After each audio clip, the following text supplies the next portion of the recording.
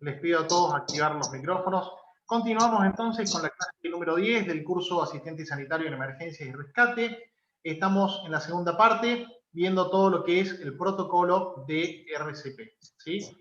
Bien, ¿qué es lo que vamos a hacer entonces? Vamos a aplicar todo lo que es el CAB. Por favor, los micrófonos, chicos, gracias. Con el C vamos a encontrar que estamos hablando de las compresiones. Las compresiones dentro del protocolo de RCP son obligatorias. No podemos hacer protocolo de RCP sin compresiones. Sí o sí tienen que estar las compresiones.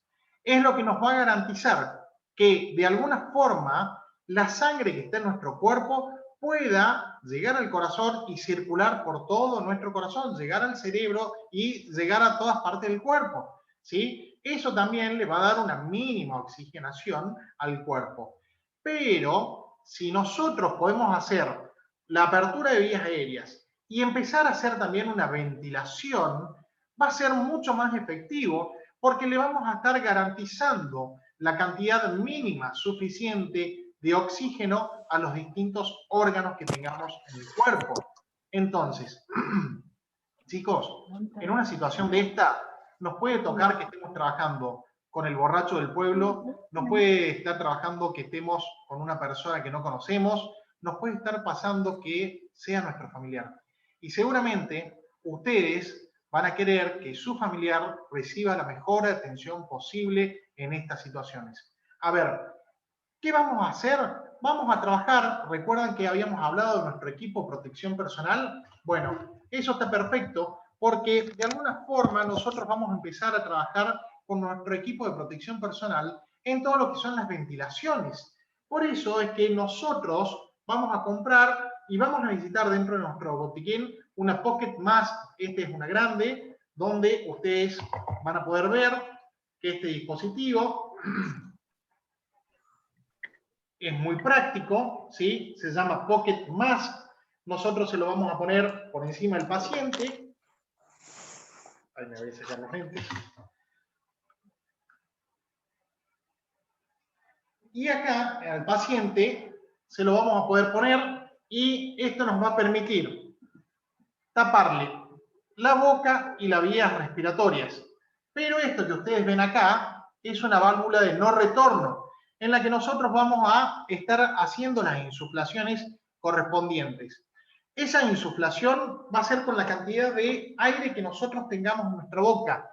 Va a ser de menor a mayor, porque si nosotros hacemos y también le soplamos todo, evidentemente, podemos generar y desde una pequeña lesión hasta que todo lo que tiene adentro la persona nos vuelva a nosotros. Por eso, después de que nosotros hagamos las dos insuflaciones, nosotros vamos a correr la cara para evitar de que nos vomiten, nos venga el retorno de fluidos y demás.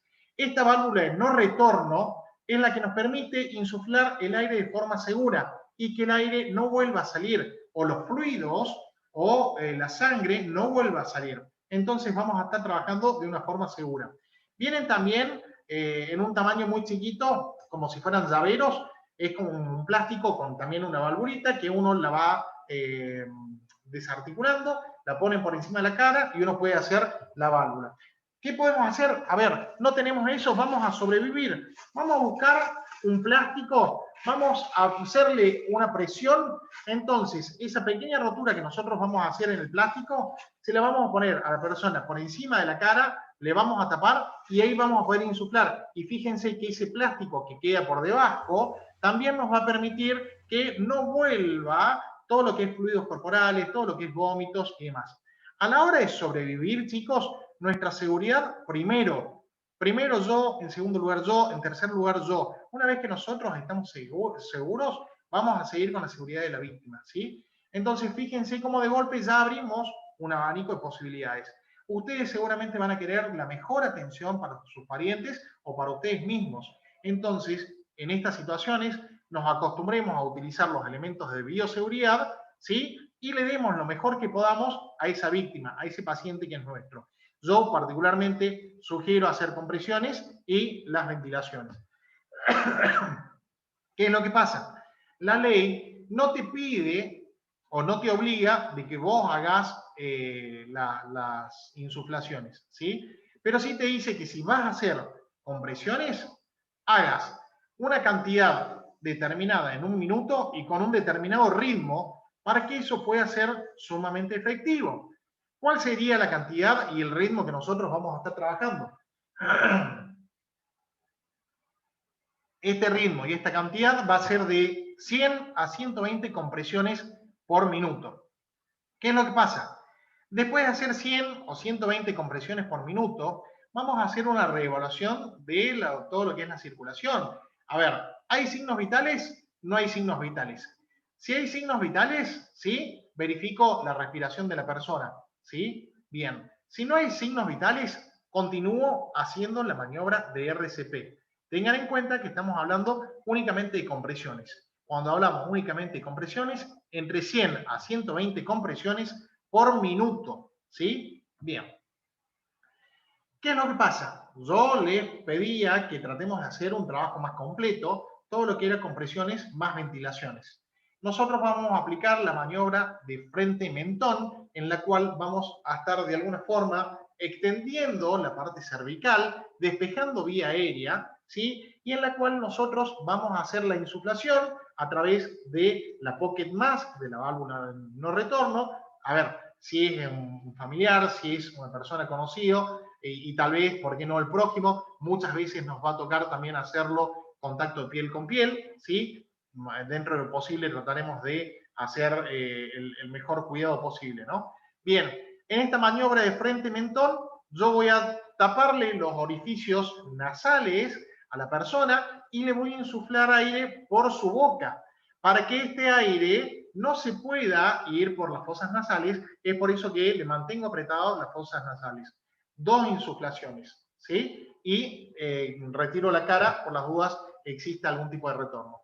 Vamos a abrir la vía aérea. Inclinamos a la cabeza de la víctima hacia atrás con la maniobra frente-mentón. Administramos 2 respiraciones de rescate, que son las ventilaciones, ¿sí? Bien. El CAB es muy importante que lo tengamos sumamente claro en lo que es el RCP, la maniobra de resucitación cardiopulmonar. Vamos a hacer compresiones, ¿sí? Torácicas, donde vamos a ver, tenemos que tener en cuenta qué cantidad de compresiones vamos a hacer. Luego vamos a ver las ventilaciones que vamos a hacer, ¿sí? Por eso es importante la apertura de las vías aéreas. En una persona adulta, y esto anótenlo, en una persona adulta nosotros vamos a utilizar 30 compresiones por 2 insuflaciones. 30 compresiones por 2 insuflaciones. Ya vamos a ir viendo los distintos tamaños, las distintas edades, ¿sí? Entonces, el CAB, compresiones, apertura de vía aérea, ventilación, es lo más efectivo. ¿Qué es lo que hacemos? Siempre vamos a tratar de garantizar la mejor atención a nuestro paciente. Entonces, 30 compresiones por 2 respiraciones, ¿sí? Vamos a buscar un DEA, vamos a tratar de que la aplicación del DEA sea lo más efectivo, vamos a ver de que pueda llegar el personal de salud, por eso también nos activamos en el servicio de emergencia médico. Cuando la víctima empieza a moverse, cuando, digamos, nuestras fuerzas no nos permiten que sigamos o nuestra seguridad está en peligro, es el momento que nosotros dejamos de hacer el RCP. Mientras tanto, hay que tratar de hacer lo máximo posible hasta la llegada del servicio de emergencias médicos. Este es el protocolo que ahí lo van a tener por escrito. ¿Qué hacemos si la persona está consciente o no está consciente? ¿Sí? A ver, si está consciente, vamos a repasar todo lo que es sus signos vitales. Si no está consciente, lo primero que hacemos es llamar al servicio de emergencia médico, revisar su respiración. Si la persona respira de una forma, va a estar bien, lo pondremos en posición lateral de seguridad. Si no respira o si no es normal su respiración, vamos a averiguar si tenemos un DEA. Ya recuerden que el servicio de emergencias médicos viene en camino, la caballería va a llegar en algún momento, no sabemos cuánto va a ser el tiempo que tarde esa caballería en llegar, pero viene, ¿sí? Si tenemos un DEA, lo vamos a aplicar, lo vamos a conectar al cuerpo de la persona. El DEA es muy bueno porque uno va aprendiendo y va escuchando las indicaciones, el paso a paso de lo que tiene que ir haciendo. De hecho, el DEA va a determinar si es necesario aplicar una descarga, una desfibrilación automática o no. Bien, si no contamos con el DEA, vamos a iniciar todo lo que es el trabajo de RCP, ¿sí? Todo el protocolo. ¿Qué es lo que pasa? Habíamos dicho que los ciclos podían variar. Si yo hago entre 100 y 120 compresiones por minuto, vamos a volver a evaluar los signos vitales, ¿sí? Después de esas 100 o 120 compresiones por minuto. Lo haremos alrededor de 2 minutos y reevaluaremos cuáles son los signos vitales de esa persona. Si no, seguiremos haciendo la maniobra de RCP. Si nosotros vamos a optar por las ventilaciones más las compresiones, tenemos que tener en cuenta que tenemos que hacer 30 compresiones por 2 ventilaciones durante 5 ciclos. ¿Qué significa? Que va a ser una repetición de 5 veces. Una vez que terminemos esas 5 veces, nosotros vamos a volver a reevaluar los signos vitales de esa persona. ¿Tiene signos?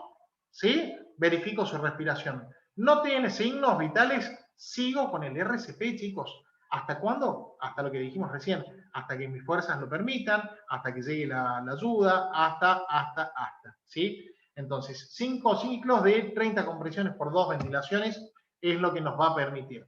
Ahora, si nosotros vemos este tipo de protocolo, vamos a estar viendo que estamos hablando de un protocolo pediátrico, donde lo que primero tenemos que hacer es justamente asegurar a la víctima, a nuestro pequeño, porque nos va a permitir que una vez que esa víctima esté asegurada, poder hacerle un ciclo de compresiones, un ciclo de insuflaciones. Inmediatamente vamos a poder dejarlo al pequeño por un par de segundos, un par de minutos, hacer la llamada al servicio de emergencia médico, para después continuar con el protocolo. Distinto es del adulto. En el adulto, una vez que empiezo a hacerle RCP, no puedo parar, chicos. Con la criatura me da la posibilidad de ponerlo seguro, empezar a hacer RCP, luego hacer la llamada y después continuar haciendo el protocolo. Para un traslado y para una posterior estabilización justamente en un centro asistencial. Bien. Vamos a ver entonces. Esto es algo de lo que nosotros debemos estar muy atentos. Si nosotros insuflamos y no tapamos los orificios nasales, el aire se va. Entonces es una ventilación insuficiente. Por lo que nosotros vamos a tapar a la persona sus orificios nasales, y vamos a insuflar. ¿Qué es lo que pasa en el caso del bebé? El bebé tiene una carita mucho más chica, por lo que nosotros no le vamos a tapar los orificios nasales con la mano, ¿sí? Pero sí le vamos a agarrar fuertemente la cabeza, con el mentón vamos a bajarle la otra mano, con la mano vamos a bajarle la parte del mentón, y con nuestra boca vamos a estar tapando todo lo que es sus fosas nasales y su boquita, ¿sí? Si nosotros vamos a utilizar una máscara de protección, a los adultos se la ponemos de esta forma. A las criaturas, por el tamaño, se la damos vuelta y se la ponemos. Eso nos va a permitir también una mayor cobertura de todo lo que es fosas nasales y de todo lo que es la boquita de la criatura para poder hacer la insuflación. Recuerden a la criatura, a los bebés, taparle con la boca, insuflarle el aire a través de fosas nasales y de la boca. Bien. No así el caso de los adultos porque no nos va a dar la distancia. Habíamos dicho que en los adultos 30 compresiones por 2 insuflaciones. Se lograban a fuego, chicos. 30 compresiones por 2 insuflaciones. En los niños o los lactantes también vamos a repetir el mismo procedimiento del adulto. Recuerden que un RCP en un colchón no es tan efectivo, por lo que nosotros vamos a buscar que esa persona se encuentre en una posición plana donde nosotros podamos hacer una compresión efectiva. Por eso lo mejor es trabajarlo en el piso, chicos. ¿Sí? Bien. Los niños, 30 compresiones por 2 insuflaciones. Con respecto a los neos, ¿quiénes son los neos? Son los bebés recién nacidos, ¿sí? Y también tiene mucho que ver con el tamaño del cuerpito de la criatura. A ver, si es un bebote que ya excede los 6-7 kilos, que es incómodo trabajarlo, que ya tiene otro tipo de contextura física, lo vamos a tomar como si fuera un niño. Ahora, si es un bebé, simplemente lo vamos a tener como un cuerpito mucho más frágil, donde le haremos, con la aplicación de los cuernitos, las 3 compresiones en el centro del tórax, ¿sí? Y una insuflación, 3 compresiones por 1. Con los niños 32, con los adultos 32. Bien, fíjense lo importante que es saber las maniobras de RCP y lo expuestos que estamos a situaciones cotidianas, aún situaciones sumamente sanas. Ay, se me fue, perdón.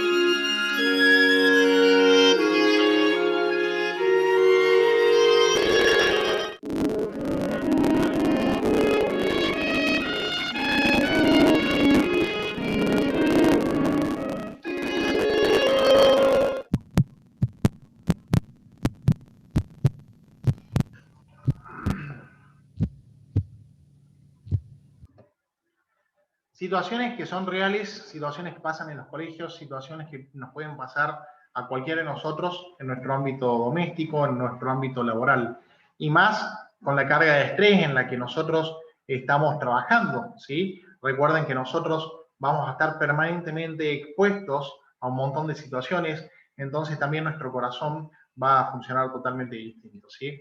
¿Hasta cuándo reanimar, chicos? Hasta que llegue un médico en la escena, hasta que alguien nos pueda ayudar, hasta que nos podamos complementar con alguien. Cuando alguien sabe hacer RCP ya sabe dónde pararse, entonces te posicionás del otro lado de la persona que está haciendo el protocolo, decís ahora voy a la insuflación o cambiamos, ¿sí? Hasta que nuestras fuerzas nos lo permitan, hasta que podamos obtener una estabilización hemodinámica del paciente, ¿sí? Nadie los va a juzgar por haber hecho lo imposible por salvar una vida.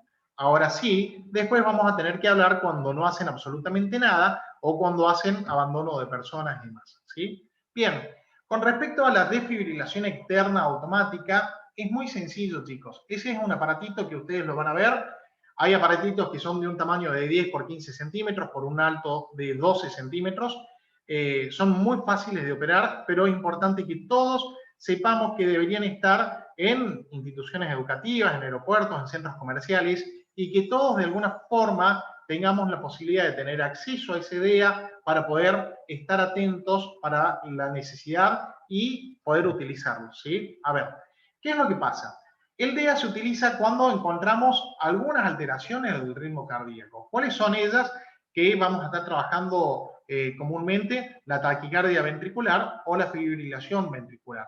Con respecto al FB, la fibrilación ventricular es la actividad eléctrica caótica. El corazón deja de contraerse y bombear. Tengan en cuenta que el corazón es una válvula y el funcionamiento normal del corazón es esto, ¿no? Por un lado, bombeo. Pero ¿qué pasa? Al generarse una fibrilación, esta bomba deja de funcionar adecuadamente, correctamente, ¿sí? En vez de hacer este bombeo, hagan de cuenta como que ustedes están viendo una bolsa que está llena de gusanos. Bueno, este músculo del corazón, que de golpe estaba bombeando bien, empieza a tener una fibrilación y empieza a tener este movimiento. Realmente, ya después les vamos a poner en la página una serie de videos para que ustedes puedan ver la diferencia entre los distintos ritmos cardíacos, ¿no? Entonces, nosotros, ¿qué es lo que debemos hacer? Y evidentemente la sangre deja de circular porque no está haciendo un trabajo eficaz ese corazón y ese bombeo. Entonces, es una alteración sumamente frecuente y nosotros debemos hacer que esa fibrilación vuelva a nada, al bombeo normal. Por eso es que se le va a dar una descarga eléctrica para tratar de estabilizarla, ¿sí? Estabilizar ese trabajo de esa bomba.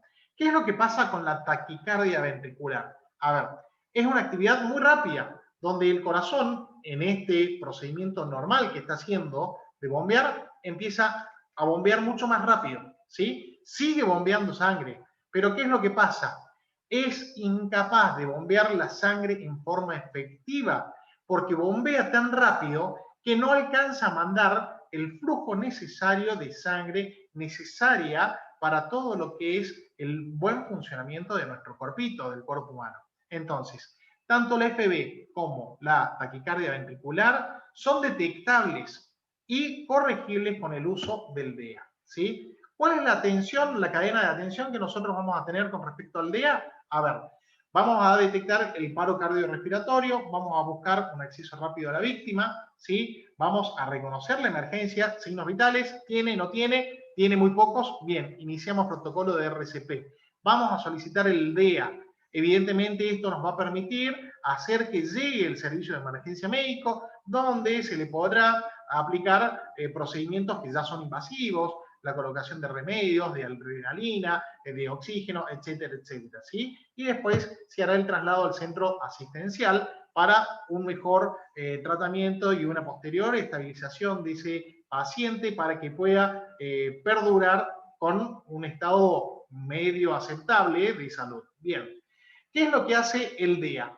Analiza el ritmo cardíaco del paciente, determina e indica la necesidad de emitir una descarga eléctrica, administra una descarga eléctrica a las víctimas con un paro cardiorrespiratorio, ya sea por taquicardia ventricular o por fibrilación ventricular. Cuanto más tarde uno en utilizar el DEA, menos probabilidades vamos a tener de que eso sea efectivo. Por eso es muy necesario que todos tengamos una cultura general de qué es lo que tiene el DEA y cómo utilizarlo, ¿sí? A ver, elementos comunes que vamos a encontrar en todos los DEAs, y en eso quédense tranquilos porque ya hay uno de los monitores que está trabajando en el diseño de un DEA para que ustedes lo puedan ver, si no vamos a mostrarles alguno de los simuladores, ¿sí? Va a tener un botón de prendido y apagado que va a estar en castellano y en inglés. On, off, prender y apagar. Va a tener otro botón, ese es un botón central, donde uno apenas abre el envase, lo primero que va a ver es ese botón central, ¿sí? Es un botón redondo, no hay forma de errarle. Vamos a encontrar generalmente otro botón, ya sea triangular o cuadrado, que nos va a permitir hacer una descarga.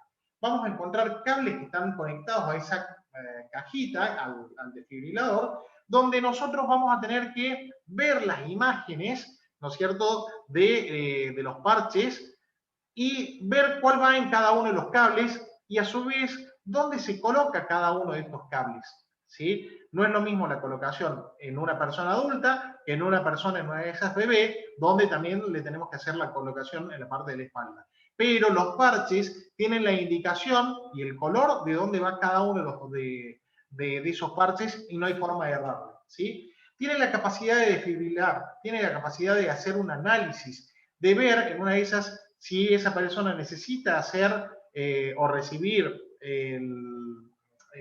las compresiones cardíacas o tal vez no. Entonces nos va a ir indicando, va a haber un mensaje grabado que va a ser las veces de un operador donde nos va a ir explicando qué es lo que debemos hacer. Y evidentemente tiene baterías de repuesto y demás. Tiene también otras cositas para, por ejemplo, tiene rasuradoras, para si es necesario afeitar a la persona porque tiene mucha velocidad, etcétera, etcétera, ¿sí? Bien, ¿qué es lo que vamos a hacer? Vamos a encender el dispositivo sin perder tiempo. Vamos a aplicar los parches donde van, eso nos vamos a fijar bien en los colores y en los dibujos que tiene cada uno de los parches. Vamos a alejarnos del cuerpo, no vamos a tener contacto, ni vamos a permitir que nadie tenga contacto porque el dispositivo va a estar analizando el ritmo cardíaco de la persona, de la víctima, ¿sí? Bien, entonces es importante que cuando el dispositivo nos indique dar una descarga, nosotros le avisemos a la gente, todos atrás, nadie toque la víctima. ¿Por qué? Porque esa descarga eléctrica, si nosotros tenemos contacto con el paciente, se la va a transmitir a la persona que la está tocando. Por eso es importante no dejar que nadie toque al paciente mientras se administra la descarga, ¿sí? Si esa descarga está indicada, el DEA nos va a avisar. Si no está indicada, nos va a decir que hagamos las maniobras de RCP mientras se sigue analizando, viendo los distintos ritmos y demás. Recuerden que el DEA sirve para lo que es el FB y la TB, la taquicardia ventricular. Repetir todos estos pasos hasta que llegue el servicio de emergencias médicos, ¿sí? También el DEA irá viendo el tipo de descargas que va realizando, si es una descarga más grande o menos grande. A ver, ¿hay cosas que tenemos que tener en cuenta? Sí. No podemos aplicarle una descarga a la persona que está en contacto con el agua. Hay que sacarla a la víctima y secarla para que esa descarga pueda ser efectiva y no pueda ser un peligro, ¿sí? Bien. Con respecto a los niños, a los bebés, todo lo que es menores de 8 años, usar parches pediátricos y si no, utilizar los de adultos, pero también ver la colocación. Todo eso está indicado dentro de los parches. Si existe mucho vello en el pecho, lo vamos a rasurar, lo vamos a cortar. Para eso también los DEAs tienen una afeitadora que nos permite hacer retirar el pelo, la vellosidad, de forma rápida, ¿sí? Si existen parches de medicación, por ejemplo, para las personas que están dejando de fumar o otro tipo de personas alérgicas, hay que quitarlos y limpiar perfectamente la zona donde se van a aplicar los parches. Ahora, ¿qué es lo que pasa? Puede ser que tengamos un dispositivo intracorporal, donde, por ejemplo, tengamos o un mismo desfibrilador o un marcapaso, y si ese aparatito está funcionando, está vibrando, no tenemos que dejar que termine de funcionar porque está haciendo la prevención, está trabajando dentro del cuerpo, ¿sí? Una vez que ese dispositivo implantado dejó de funcionar, sí vamos a hacer que funcione el dispositivo del DEA. Bien, acá, ¿qué es lo que pasa? Le tenemos que sumar un poco, debido a esta gran pandemia que estamos ya transcurriendo por el segundo año, algunos cuidados a todo lo que es justamente el primer reconocimiento de lo que le está pasando a la víctima, ¿sí? Acá sí nos vamos a tener que empezar a cuidar mucho más. Entonces, El sensorio lo vamos a hacer mirando a la víctima, ver si levanta o no levanta su tórax, ¿sí? A lo sumo tocaremos, pero no vamos a acercar nuestra cara a la cara del paciente. Lo primero que vamos a hacer es hacerle la aplicación también al paciente de un barbijo o un tapaboca, ¿sí? No porque nosotros lo podamos contagiar, sino porque nosotros no sabemos cuáles son los antecedentes de ese paciente. Entonces, para prevenirnos nosotros, le vamos a poner a ese paciente el barbijo, el tapaboca, para que de alguna forma nosotros estemos protegidos, ¿sí? Bien. Si nos toca hacer RCP, vamos a hacer RCP solo con presiones. También tenemos que estar muy atentos a lo que son las instrucciones de prearribo que el despachador nos va a ir dando, nos va a informar. Si esta persona es caso positivo y lo sabe, nos lo va a informar. Entonces se tomarán algunas otras medidas. Si es necesario hacer una insuflación, vamos a conectar la Pocket Mask con justamente un dispositivo que es la máscara codo-bolsa, o el ambú, donde nosotros vamos a ir insuflando de forma manualmente, pero no con nuestro aire, sino con el aire que es receptado por el ambú, ¿sí? Bien, ¿qué es lo que pasa? Si esta persona es una criatura y se encuentra con sus progenitores o con sus familiares, y estas personas saben hacer la maniobra de RCP, les vamos a pedir a ellos, que consideramos que son de la misma burbuja, que realicen el protocolo de RCP con la insuflación correspondiente, ¿sí? ¿Por qué? Porque son ellos los familiares, son ellos los que conviven, y de hecho se da por entendido que en una persona que convive en un grupo familiar, está positivo, ya se toma a toda la familia como si estuviera positivo. Entonces se sigue manteniendo la burbuja, por lo que ellos harían las ventilaciones de esa persona, ¿sí? Bien, es muy importante también tener en cuenta que dentro de nuestro equipo de protección personal tenemos que tener los barbijos o los tapabocas que sean eficientes para el trabajo que nosotros vayamos a hacer. Entonces, también saber que como llevamos guantes para nosotros, también tenemos que llevar algunas cosas para la posibilidad de la atención de la víctima. Por eso también es recomendable que nosotros salgamos con un segundo juego de barbijos, ¿sí? Bien, ¿qué es lo que pasa entonces con respecto a la población en general? Enseñarle que si no hay un personal sanitario, no hay un bombero, no hay un policía que sepa hacer bien las maniobras de RCP, escuchar atentamente las instrucciones del despachante. Ellos tendrán que hacer las maniobras de reanimación cardiopulmonar solo con presiones y utilizar, sí, apoyarse en la posibilidad de un desfibrilador externo automático, ¿sí? Entonces, volver a hacer hincapié, si la persona es un niño, nada, que el mayor a cargo o los familiares que están a su cuidado puedan de alguna forma realizar estas maniobras, ¿sí? Bien, de esta forma